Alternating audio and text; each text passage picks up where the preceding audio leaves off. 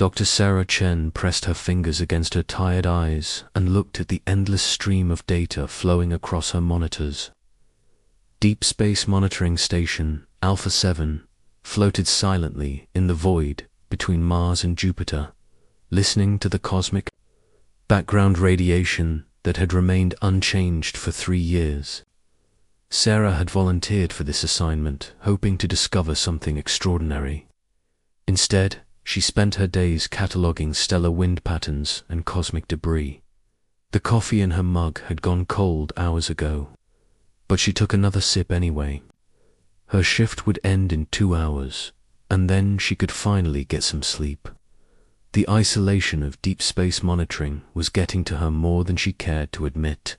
A sharp beep from her communication array made her jump. Sarah looked at the signal analysis display, expecting to see another routine burst from a distant pulsar. Instead, she found herself staring at something that made her heart race.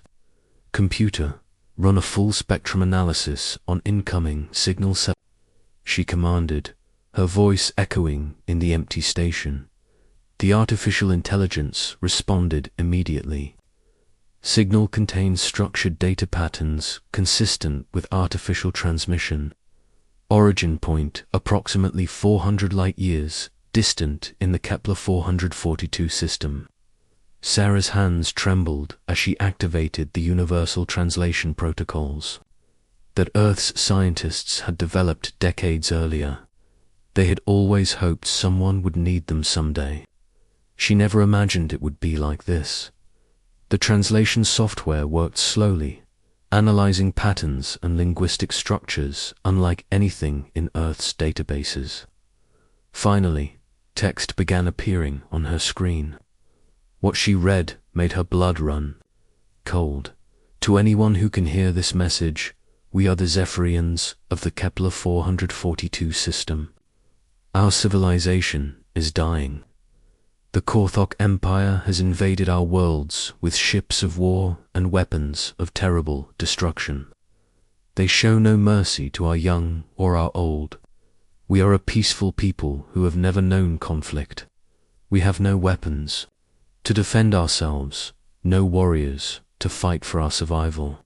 Sarah continued reading, her horror growing with each translated word. "The Korthok consume our resources and enslave our people. They take our children to work in their mines until they die from exhaustion. They burn our cities and laugh at our suffering. We estimate that 80% of our population has already been eliminated. If there are other civilizations among the stars who believe in protecting the innocent, we beg you to help us. We do not have long. This transmission will repeat for as long as our broadcasting stations survive." Sarah sat in stunned silence for several minutes.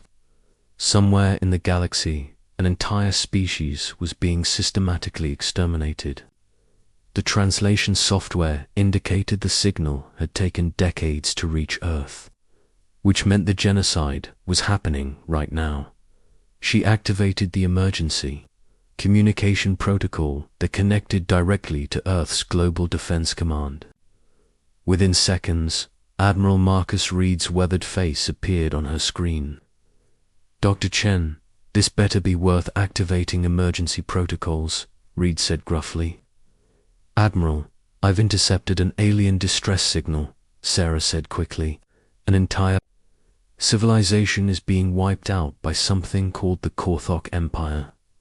Reed's expression changed instantly from annoyance to intense focus. "Upload everything to my secure channel immediately. I'm convening an emergency session with the Defense Council." 12 hours later, Admiral Reed stood in the center of Earth's most classified military facility, buried deep beneath the Colorado Rockies. The chamber buzzed with activity as generals, scientists, and intelligence officers analyzed the Zephyrian transmission. Holographic displays showed star charts, military assessments, and translation updates. "How accurate is this translation?" Reed asked Dr. Michael Torres, Earth's leading xenolinguistics expert. 97% confidence, Torres replied. The Zephyrians use mathematical concepts to express emotional states, which makes their desperation even more clear. They're facing complete extinction within weeks. General Lisa Park, commander of Earth's Space Operations Division, stepped forward with a classified datapad. Admiral, our deep space sensors have confirmed massive energy signatures in the Kepler 442 system. We're detecting orbital bombardments and what appears to be industrial-scale destruction. Reed studied the sensor data. The numbers were staggering. Entire continents were being burned from orbit, while millions of refugees fled toward the outer planets of the system. Do we have any assets that can reach them in time? Reed asked. Captain Elena Rodriguez entered the briefing room, carrying a sealed folder marked with the highest classification levels. She was younger than most officers of her rank, but her reputation for tactical brilliance had earned her command of humanity's most secret project. Admiral, Project Starguard has 18 ships ready for immediate deployment, Rodriguez reported. We can reach the Zephyrian system in 48 hours using our new quantum tunnel drives. Reed looked around the room at the faces of Earth's military leadership. For 50 years, humanity had been preparing for the possibility of hostile alien contact. They had built secret shipyards in the asteroid belt and developed weapons based on the most destructive technologies Earth had ever created. But they had never expected their first interstellar conflict would be a rescue mission. Captain Rodriguez, you have authorization to deploy the Starguard fleet, Reed said formally. Your mission is to stop the Korthok genocide and establish contact with any Zephyrian survivors. Rodriguez nodded. What are our rules of engagement regarding the Korthak Empire? Reed thought about the translated messages describing children being worked to death in alien mines and cities full of civilians being burned from orbit. Captain, the Korthok Empire has demonstrated that they consider genocide an acceptable military tactic. Earth does not negotiate with species that exterminate innocent populations. Understood, sir. Captain Rodriguez made her way to the hidden launch facility, where Earth's secret fleet waited. The ships looked nothing like the peaceful exploration vessels that other nations displayed publicly. These were instruments of war, designed by a species that had survived ice ages, asteroid impacts, and global conflicts. The flagship was the ESS Retribution, a massive vessel bristling with weapons that could crack moons and armor, plating forged from materials found only in Earth's deepest mines. Rodriguez walked through the corridors filled with crew members, preparing for humanity's first interstellar military deployment. Major David Kim met her at the Tactical Planning Center. He commanded Earth's elite Zero-G Combat Division, soldiers, trained specifically for fighting in the vacuum of space and alien environments. Captain, my teams are ready for immediate deployment, Kim reported. We've analyzed the Korthok combat videos transmitted by the Zephyrians. Their tactics rely on overwhelming force against undefended targets. Rodriguez studied the intelligence reports. The Korthak Empire used massive ships to subjugate entire worlds, but their combat doctrine had never been tested against a military force that fought back. Major, the Korthak have never faced opponents who were prepared for war, Rodriguez said. They're about to learn why Earth is classified as a death world. Throughout the fleet, human soldiers and officers made final preparations. They loaded weapons designed to function in any atmosphere, checked armor that could withstand temperatures from Arctic cold to molten metal, and reviewed tactical plans for fighting enemies they had never seen. The launch sequence began with ships emerging from hidden bases throughout the solar system. Unlike the elegant vessels favored by peaceful civilizations, human warships were built for survival and destruction. They moved like predators through space, their hulls painted black to avoid detection. As the fleet prepared to enter quantum tunnel space, Rodriguez received a final communication from Admiral Reed. "Captain, you're carrying the hopes of two civilizations," Reed said. "The Zephyrians are counting on us to save them from extinction. But more importantly, you're establishing how humanity will be viewed by the galaxy. Show them that Earth protects the innocent and punishes those who prey on the defenseless." Rodriguez looked out at the stars that had seemed so peaceful just days earlier. Somewhere among those distant lights, millions of beings were dying while their killers celebrated. That was about to change. "Admiral, the Korthok Empire is about to discover what happens when they threaten peaceful species in a galaxy that contains humans," Rodriguez said. "We're going to remind them that some predators are more dangerous than others." The quantum tunnel drives activated, tearing holes in space-time itself. The human fleet disappeared into the cosmic void, racing toward a distant system where innocence faced extinction and killers ruled through fear. Behind them, Earth's monitoring stations continued receiving Zephyrian distress signals. Each transmission was weaker than the last, indicating that fewer broadcasting stations remained operational.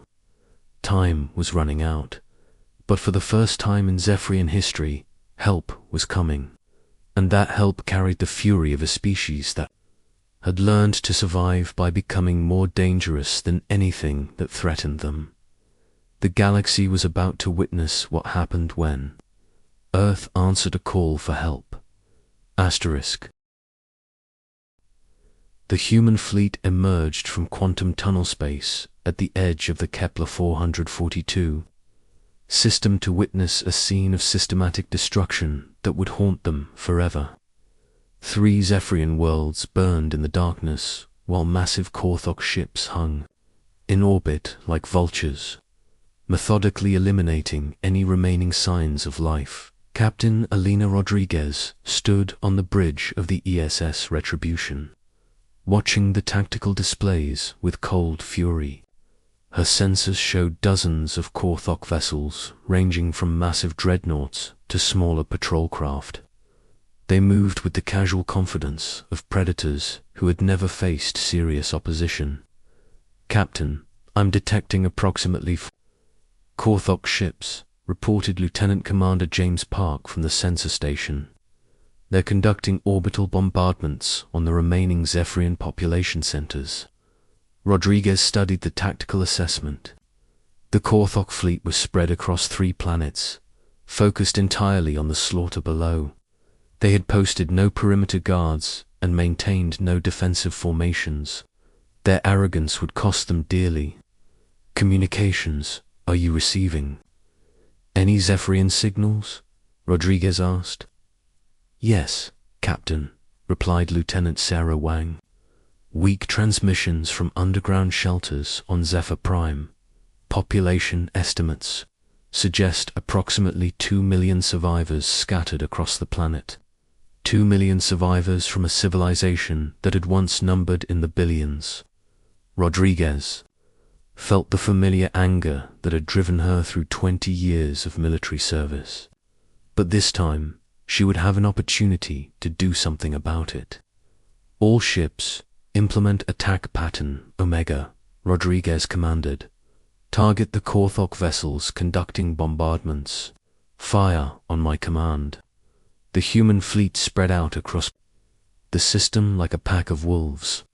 Unlike other species that preferred elegant formations and predictable tactics, humans had learned warfare from thousands of years of conflict on a planet that regularly tried to kill them. The first Korthok ship never saw the attack coming. A kinetic projectile fired from the ESS Devastator struck the alien dreadnought amidships at a significant fraction of light speed. The massive vessel simply ceased to exist in a brilliant flash of vaporized metal and energy. Direct hit on target. Alpha 1, Park reported with satisfaction. Target destroyed. But Rodriguez was just getting started. Major Kim, launch all boarding parties. I want prisoners and intelligence on Korthok military capabilities. Throughout the human fleet, assault. Shuttles departed from their motherships, carrying Major David Kim's 0G Combat Division. These soldiers had trained for years to fight in alien environments, using tactics that other species would consider barbaric. The boarding action began with the ESS Fury launching a devastating barrage at a Korthok cruiser, disabling its engines and weapon systems without destroying it completely.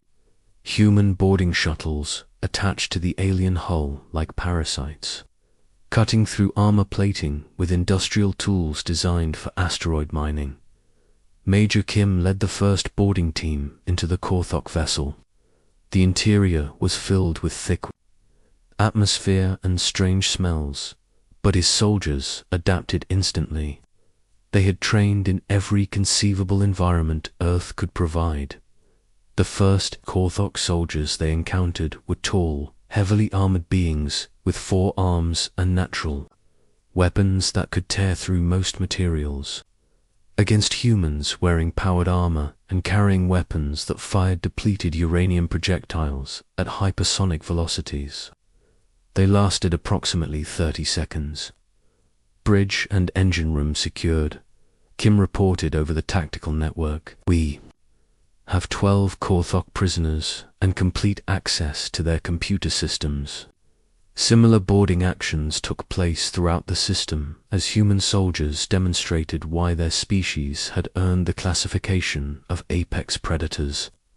The Korthok had built their empire by overwhelming peaceful civilizations with superior numbers and technology. They had never faced opponents who fought back with coordinated tactics and weapons designed specifically for killing. On the bridge of the Retribution, Rodriguez watched the tactical displays with grim satisfaction. Half the Korthok fleet had been destroyed or captured within the first hour of combat. The survivors were trying to reorganize their forces, but they were facing something they had never encountered before. Captain, we're receiving a transmission. From the lead Korthok vessel, Wang reported. Put them through. The alien voice that came through the speakers sounded like gravel being crushed in a metal grinder. The translation software required several seconds to process the unfamiliar language. Unknown warships, you are interfering with a legitimate Korthok military operation. Withdraw immediately or face the consequences. Rodriguez smiled coldly. Lieutenant Wang, open a channel to all Korthok vessels. When the communication link activated, Rodriguez spoke with the voice of humanity's fury. This is Captain Elena Rodriguez of the Earth Defense Fleet. You are conducting genocide against a peaceful civilization. You have 10 minutes to surrender your ships and submit to trial for crimes against sentient life. Any vessel that continues military operations will be destroyed. The response came immediately. Earth, we have never heard of this species. You cannot threaten the Korthok Empire. We have conquered 17 civilizations and eliminated billions of inferior beings. Rodriguez looked around her bridge at the faces of her crew. These were humans who had grown up hearing stories of historical genocides and had sworn never to let such atrocities happen again. Then you're about to learn why that was a mistake, Rodriguez replied. All ships, eliminate remaining Korthok vessels. Show no mercy to those who show none to others. The final battle lasted 3 hours. The Korthok fought with the desperation of predators who had suddenly become prey. But they were facing an opponent that had evolved on a world where violence was a survival necessity. Human tactics incorporated lessons learned from every major conflict in Earth's bloody history.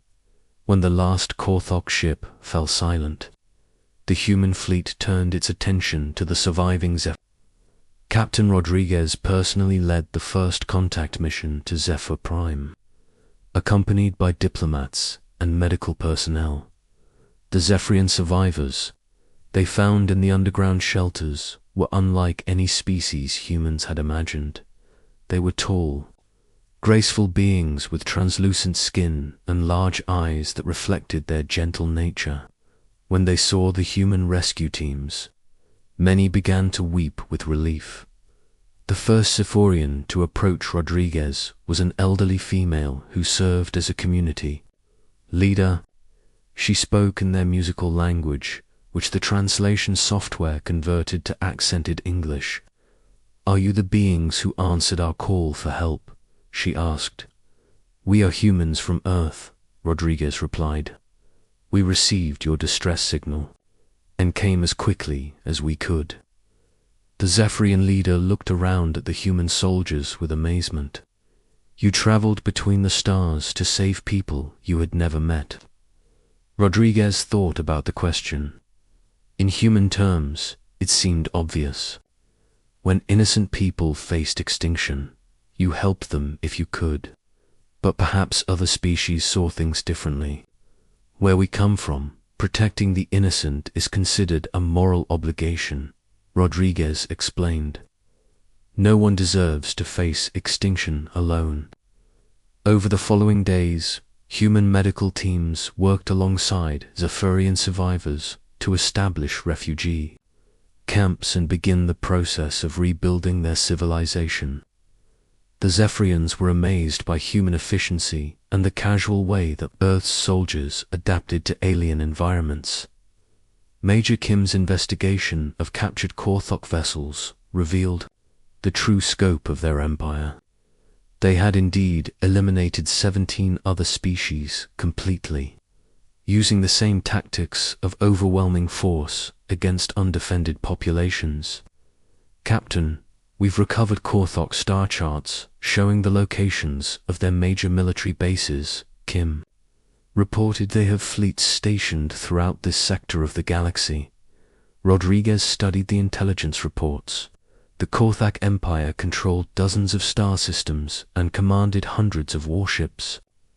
Earth had won this battle, but the larger war was just beginning.